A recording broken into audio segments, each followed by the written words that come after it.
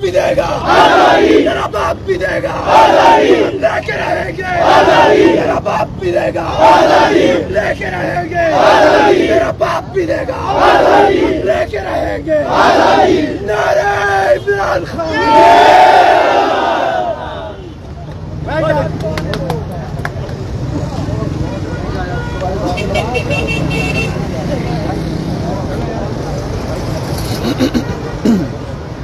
एक बार फिर हम लाइव मौजूद हैं बिलावल सोरंगी से।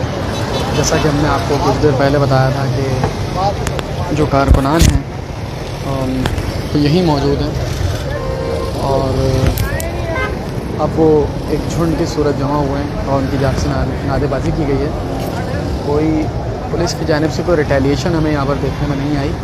पुलिस की जानिब से जो गाड़ी थी उसने यहाँ पर गश्त ज़रूर किया, लेकिन उनकी जानिब से सिर्फ सायरन बजाया गया और उसके बाद वो यहाँ से अपनी जो मुकर्रर जगह थी वहाँ पर जाके खड़े हो गए और जो कारकुनान है वो यहाँ पर फुटपाथ का सहारा लेके मौजूद है।